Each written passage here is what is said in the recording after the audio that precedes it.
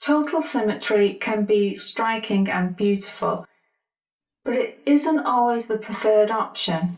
You can create an image that includes levels of symmetry.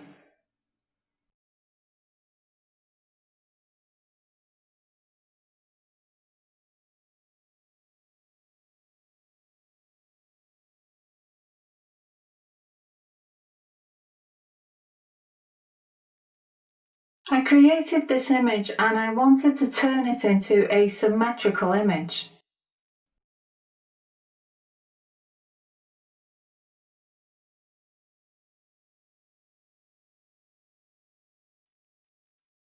This image is now totally symmetrical, but that doesn't mean this is a finished piece.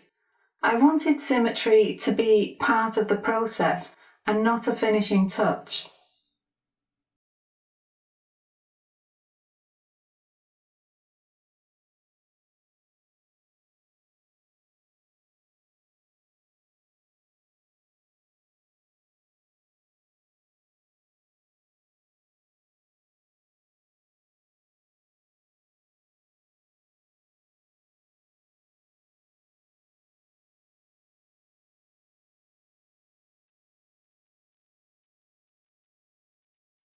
As I added more colour and detail, I could create small amounts of variation between the two sides of the image.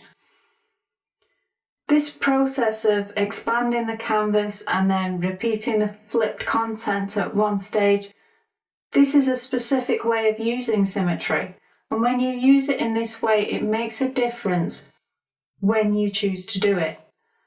Timing is everything because it will define how much symmetry is in the piece. Flip your art at the end of the piece and you will have total symmetry. If you flip it at the beginning of a piece, then you will have a blank canvas. There was nothing there to flip, so you have zero symmetry.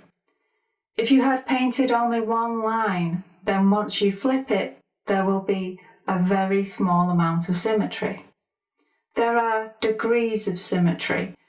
There isn't an on-off button where there's symmetry or no symmetry. It is all a matter of degrees. This is an image I created, and when I was working on it, I was thinking about symmetry in the world around me. We're used to seeing high levels of partial symmetry.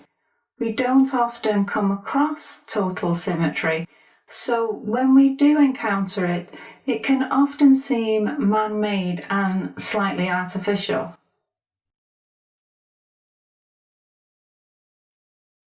If you look at the human face, you might at first think that it's symmetrical, but there are subtle and interesting variations. Our bodies are partially symmetrical, with many of us being lucky enough to have 2 arms and 2 legs. If we look at nature, we see partial symmetry in the bodies of insects and animals. There are tiny variations that stop insects and animals from being completely symmetrical. I find all of this fascinating because we can use symmetry and partial symmetry to bring more balance to our artwork. And if you are a creator of realistic images, then you are surrounded by a world that contains a high amount of partially symmetrical subject matter for you to use in your artwork. This image contains a high level of symmetry and it has a balanced composition.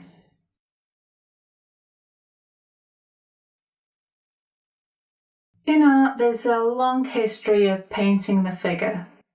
The subject matter is almost symmetrical, but when you pose that figure, it creates variations in the symmetry that's present. Once you pose the figure, you've got to think more about how you balance the picture that you're creating. The act of posing your subject matter can reduce the amount of symmetry. Place someone on a twist, and you might hide one of their arms, and this will reduce the symmetry in your image. Now, I'm not suggesting that we paint the figure in upright poses where everything is symmetrical. because that wouldn't be an interesting composition. I just want you to think about these things when you're creating realistic images.